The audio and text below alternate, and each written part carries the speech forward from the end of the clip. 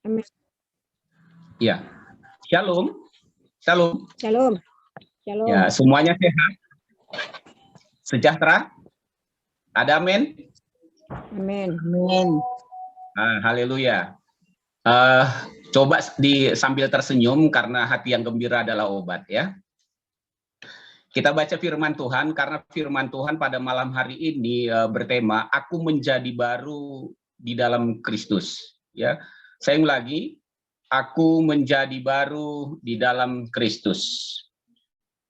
Natsnya kita buka di dalam Galatia ya, Galatia pasal 2 ayat 19b sampai 20. Demikian firman Tuhan.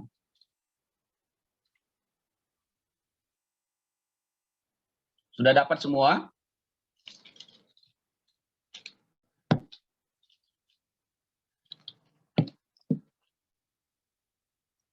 Aku telah disalibkan dengan Kristus.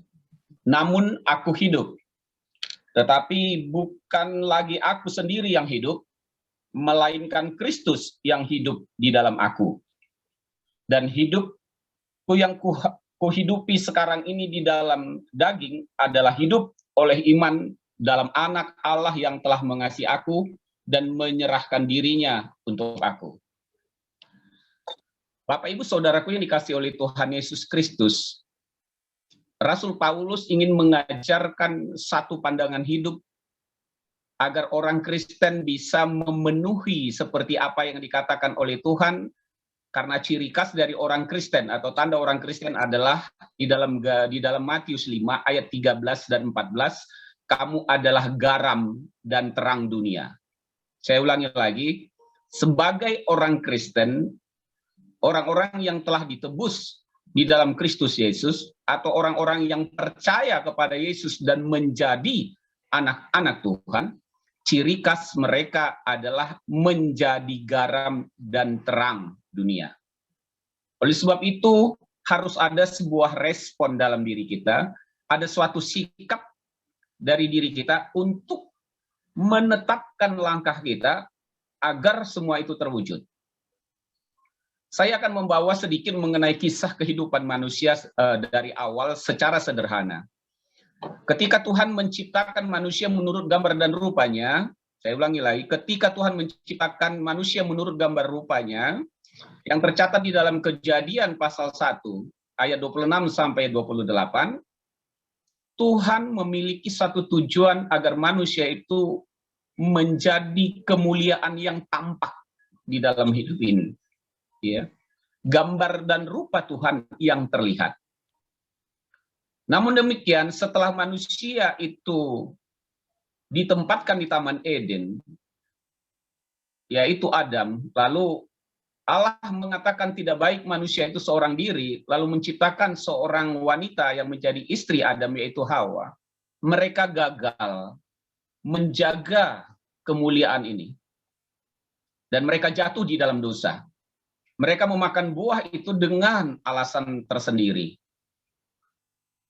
Namun Rasul Paulus mengingatkan, menyatakan bahwa dia catat di dalam Roma ayat 23, ya, Roma 3 ayat 23, bahwa manusia telah jatuh dalam dosa dan telah kehilangan kemuliaan Allah. Saya ulangi lagi, manusia telah jatuh dalam dosa dan telah kehilangan kemuliaan Allah. Semenjak itu, perjalanan manusia gitu ya, memiliki kecenderungan untuk berbuat dosa. Itu sebabnya Tuhan berkata di dalam Galatia 6 dari ayat 5 sampai ayat 8 bahwa Tuhan melihat bahwa kecenderungan manusia itu hanya berbuat jahat atau melanggar perintah Tuhan. Dan ini membuat Tuhan merasa sedih. Ya. Dan dia berkata bahwa aku menyesal menciptakan manusia karena manusia itu kecenderungan hatinya hanya berbuat kejahatan. Namun demikian, hal ini tidaklah membuat Tuhan tidak memiliki solusi. Itu sebabnya di dalam Yohanes 3 ayat 16, Tuhan berfirman dan berkata, karena begitu besar kasih Allah akan dunia ini, sehingga dia mengaruniakan anaknya yang tunggal, supaya siapa yang percaya kepadanya tidak binasa, melainkan beroleh hidup yang kekal. Ada solusi dari Tuhan agar manusia yang memiliki kecenderungan hidup di dalam dosa berubah menjadi baru. Berubah kembali menjadi segambar dan serupa Tuhan di dalam hidupnya. Di dalam keharmonisan, di dalam bertutur kata, bersikap, dan berperilaku. Sehingga mereka bisa menjadi garam dan terang di dalam dunia ini. Rasul Paulus mencatat dan memberi catatan khusus di dalam 2 Korintus 5 ayat 17 dikatakan, jadi siapa yang ada di dalam Kristus, saya ulangi lagi, jadi siapa yang ada di dalam Kristus, ia adalah ciptaan baru. Ya, yang lama sudah berlalu, sesungguhnya yang baru sudah datang. Dosa itu sudah ditebus, amin. Dosa itu sudah tidak diperhitungkan lagi karena sudah ditanggung di kayu salib di dalam Yesus Kristus. Dan untuk hal ini, Bapak Ibu dikasih oleh Tuhan Yesus Kristus, kasih Tuhan ini tidak bisa hanya didengar begitu saja. Seseorang tidak menjadi seorang Kristen yang baik dan benar, menjadi garam dan terang jika dia hanya mendengar dan percaya begitu saja. Orang Kristen harus, gitu ya, orang Kristen harus sadar akan hal ini. Ada kesadaran, gitu. Ada kesadaran bahwa dosanya telah dihapuskan. Ada kesadaran bahwa kasih Tuhan kepada hidupnya begitu besar. Ya. Harus ada kesadaran. Bukan hanya sekedar tahu, sadar. Yang kedua, manusia itu harus dapat merasakan. Gitu ya. Harus dapat merasakan kasih Tuhan. Harus dapat merasakan pengorbanan yang telah dilakukan oleh Yesus di Kalvari. Kita tahu bahwa apapun dalam hidup ini, baik dalam hubungan rumah tangga, suami, istri, anak-anak, atau siapapun yang memiliki hubungan yang dekat, kalau tidak memiliki kesadaran bahwa atas hubungan itu biasa saja. Sebaik apapun seseorang kepada saudara dan saya, seberapa besar pun kasihnya, jika kita tidak sadar akan hal itu akan lewat begitu saja. Bahkan kita hanya merasa, kok berubah ya sekarang, gitu loh.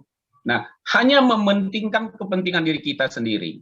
Yang kedua, jika kita juga tidak dapat merasakan, maka sebesar apapun kasih pengorbanan seseorang kepada kita, kita nggak bisa merasakan, ya kita apatis aja, ya biasa saja. Mungkin kita akan berkata yang banyak anak-anak sekarang bilang, itu kan kewajiban orang tua, itu kan kewajiban. Mereka meminta, itu kan kewajiban. Gitu ya. Tidak dapat merasakan, tidak memiliki kesadaran. Akhirnya, manusia itu cenderung menuntut. Menuntut kepada Tuhan, meminta kepada Tuhan, tapi tidak pernah. Karena tidak ada kesadaran, tidak ada ikut merasakan, maka tidak ada respon yang diharapkan dapat timbul dari orang tersebut. Tetapi beda dengan Rasul Paulus. Rasul Paulus mengatakan dengan pernyataan, aku telah mati. Aku telah mati, tapi aku hidup di dalam Kristus. Karena dia dapat merasakan. Bahkan dia berkata lagi dalam Filipi, yang kukehendaki adalah mengenal dia. Ya. Di dalam Roma 6 bahkan dikatakan, dia jelaskan di situ, bahwa kematian Kristus, kalau kita buka di dalam Roma 6 ayat 10, ya, perhatikan Roma 6 ayat 10, bahwa di situ dikatakan oleh Rasul Paulus di dalam kesadarannya, ya, dia mengatakan bahwa Yesus itu mati, saya baca di sini, ya, sebab kematiannya, ya, saya ulangi lagi, sebab kematian Yesus adalah kematian terhadap dosa. Satu kali dan untuk selama-lamanya. Dan kehidupannya adalah kehidupan bagi Allah. Jadi kematian Yesus itu terhadap dosa. Dosa manusia. Dosa siapa? Dosa saya, dosa saudara. Gitu. Nah, kita sadar nggak hal ini? Kita dapat nggak merasakan penderitaan itu? Jika kita diputar kembali film The Passion of Christ, bagaimana penyaliban Yesus, mungkin kita bisa terpukau, air mata kita bisa menetes, tapi bisa saja itu hanya sebatas pada saat itu saja. Sedangkan kesadaran dan merasakan itu harus kita bawa di dalam hati sehari-hari, sehingga ada respon dalam hidup kita. Makanya dikatakan oleh Rasul Paulus di dalam Roma 6 ayat 11, ya, ayat 11 kita ulangi. Demikianlah hendaknya kamu memandangnya. Ya, katakan. Jadi Rasul Paulus menginginkan agar semua orang Kristen memiliki pandangan ini. Saya ulangi lagi. Demikianlah hendaknya kamu memandangnya, bahwa kamu telah mati bagi dosa, tetapi kamu hidup bagi Allah dalam Kristus Yesus. Amin. Amin. Amin. Maka ada lagu yang berkata begini, ku telah mati dan tinggalkan cara hidupku yang lama, semuanya sia-sia dan tak berarti lagi. Hidup ini ku serahkan pada mezbah-Mu ya Tuhan. Jadilah padaku seperti yang Kau ingini. Kesadaran, amin.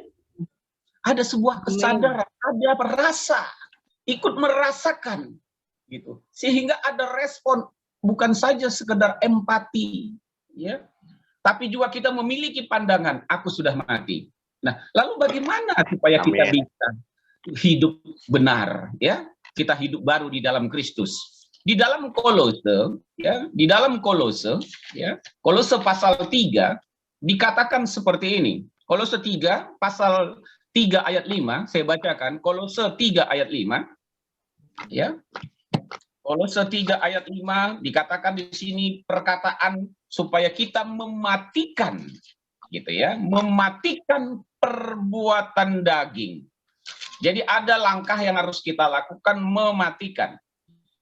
Ya, Kolose 3 ayat 5, karena itu matikanlah dalam dirimu segala sesuatu yang duniawi, yaitu percabulan, kenajisan, hawa nafsu, nafsu jahat, dan juga keserakahan yang sama dengan penyembahan berhala. Kata matikan ini adalah sikap respon dari diri kita. Bukan Tuhan yang mematikan perbuatan daging atau duniawi dalam diri kita. Kitalah yang harus mematikannya. Kenapa kita harus mematikan hal-hal yang duniawi dalam diri kita? Karena Kristus sudah menanggung segala dosa kita. Karena Kristus sudah berkorban untuk kita.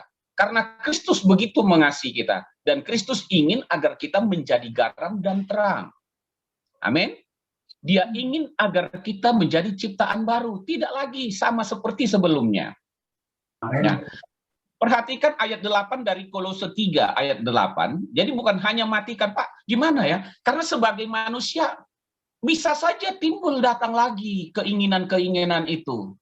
Nah, ketika keinginan itu datang, matikan. Gitu loh, ya. Saya ulangi lagi, ketika ada keinginan untuk marah dan yang lain, matikan. Gitu loh. Jangan dia berikan kesempatan untuk mengendalikan kita. Nah, perhatikan ayat ke-8, ya. Kolose 3 ayat ke-8. Tetapi sekarang buanglah semuanya ini. Ya, saya ulangi, tetapi sekarang buanglah semuanya ini, yaitu marah, kata-kata yang kotor keluar dari mulutmu, jangan lagi kamu saling mendustai, dan seterusnya. Buanglah. Kata buanglah itu, jika kita tahu ada sesuatu di dalam diri kita yang memang itu tidak pantas sebagai orang Kristen. Ya, saya ulangi lagi, jika kita tahu dalam diri kita ada sesuatu yang memang itu sudah dikorbankan Yesus di kayu salib, ditanggung Yesus di kayu salib. Ya. Dan itu ada dalam diri kita. Ya buang gitu loh. Ya. Buang, karena kalau nggak kita buang nanti kita gunakan itu. Kita nanti bisa marah-marah, kita bisa emosi meledak, ya, bahkan bisa lebih parah lagi. Nah, kita bisa hanyut. Oleh sebab itu buang, karena hal itu sudah tidak lagi berguna bagi diri kita. Kalau itu masih ada, maka kita masih seperti yang dulu. Jangan lagi nanti seperti lagu-lagu, aku masih seperti yang dulu. Walau Yesus telah mati bagiku, apapun yang kulakukan, itu terserah padaku. Yesus harap maklumi aku. Ah, itu repot gitu, ya. Jadi kita harus memahami hal ini, ya. Untuk menjadi baru ada usaha dari diri kita, untuk menjadi garam dan terang ada usaha dari diri kita.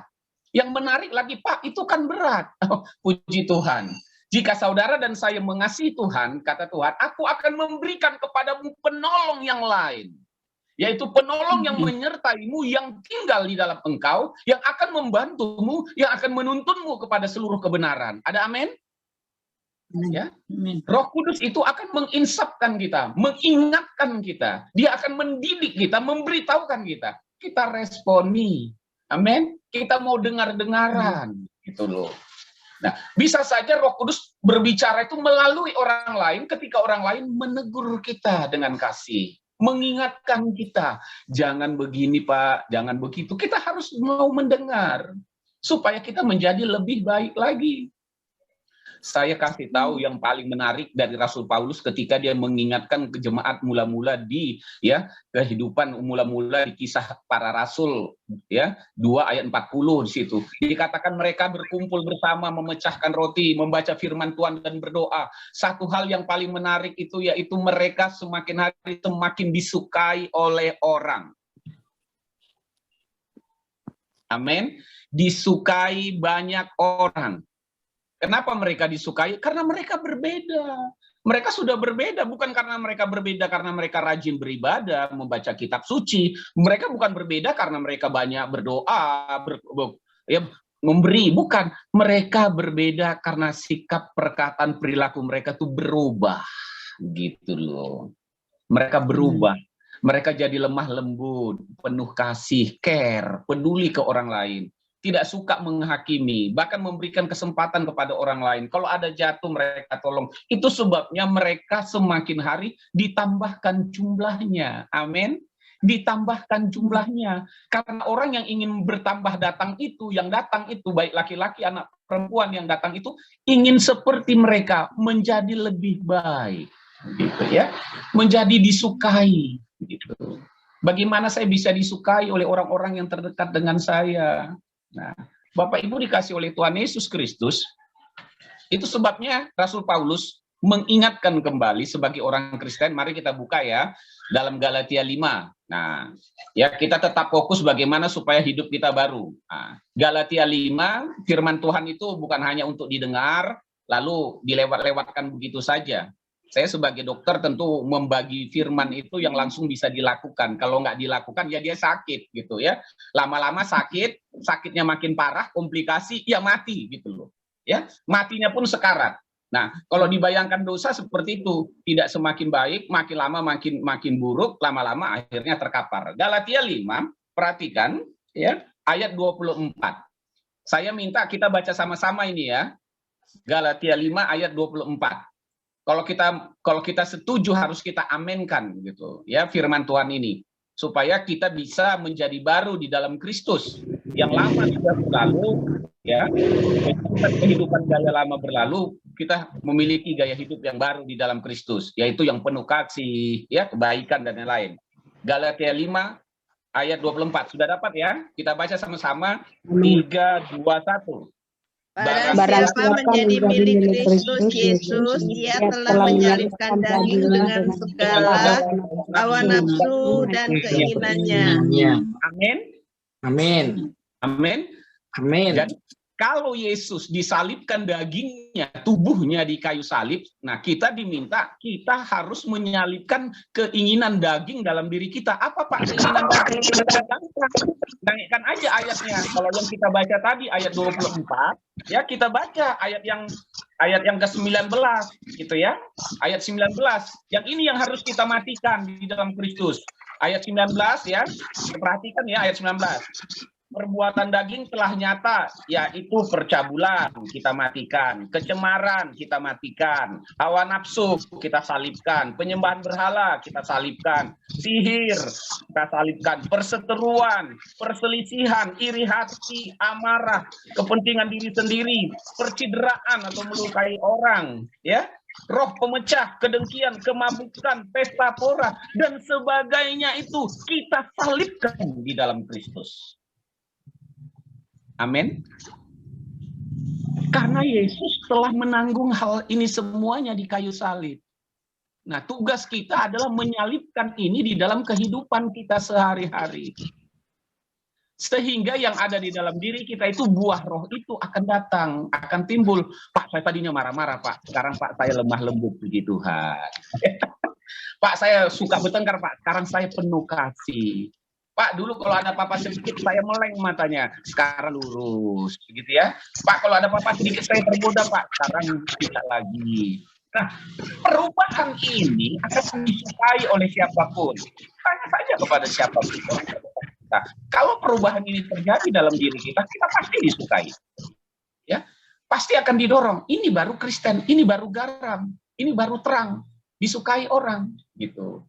Nah, inilah yang harus kita lakukan terus-menerus, Pak. Itu kan nggak bisa terjadi begitu saja, benar. Tetapi harus kesadaran ada, ya.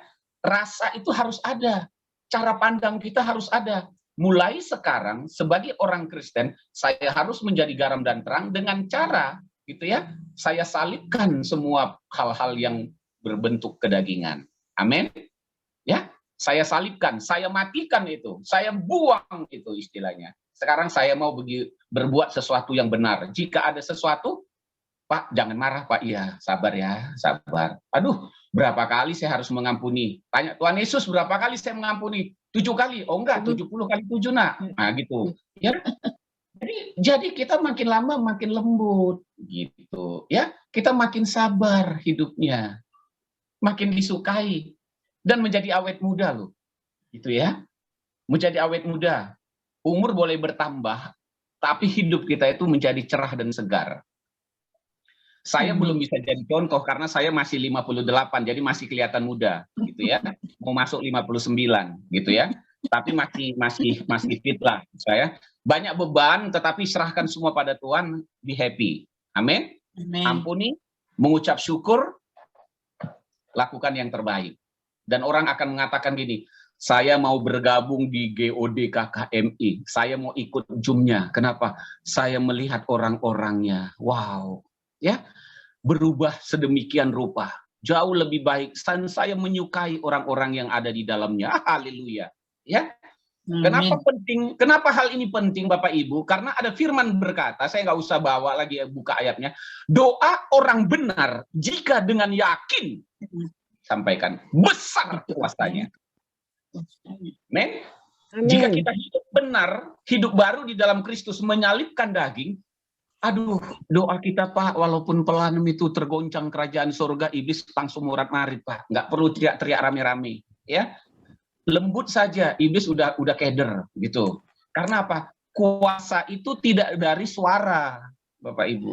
Ya. Mengusir setan itu tidak karena intonasi suara kamu keras atau kamu galak, bukan. Ya, suara yang tegas itu karena kita hidup di dalam kebenaran. Amin.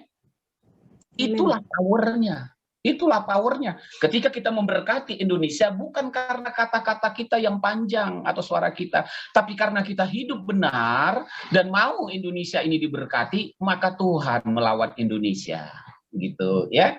Melawat segala sesuatu yang berkaitan dalam hidup kita. Amin. Amin. Ada sukacita? Amin. Mau hidup baru di dalam Kristus?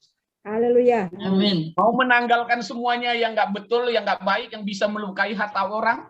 Mau kita salibkan semua itu? Amin. Yes. Amin. Jika hal itu kita lakukan, Tuhan sangat bersukacita. Dan dia memuji dan berkata nanti seperti dia berkata kepada Ayub. Dia akan bilang gini, hai iblis, kamu sudah lihat nggak orang-orang yang ada berkumpul di GOD KKMI? Ya Tuhan, saya sudah lihat. Kamu lihat nggak semuanya orang-orang yang sangat mengasihi aku dan mengasihi sesamaku. Tidak ada orang-orang yang lebih baik daripada orang yang di GOD KKMI. Haleluya. Beri kemuliaan pada Tuhan Yesus. Amin. Sampai Tuhan bilang gitu. Lalu mungkin iblis berkata, Tuhan kalau seandainya gitu ya, kalau seandainya Zoom-nya mati gitu ya kan, mereka tetap nggak bersukacita gitu ya. Kalau seandainya Bro Hari ada masalah lalu Zoom-nya nggak hidup pada waktunya, mereka ngambek nggak, lalu cerewet nggak ribut-ribut. Oke. Tuhan bilang, sukacita.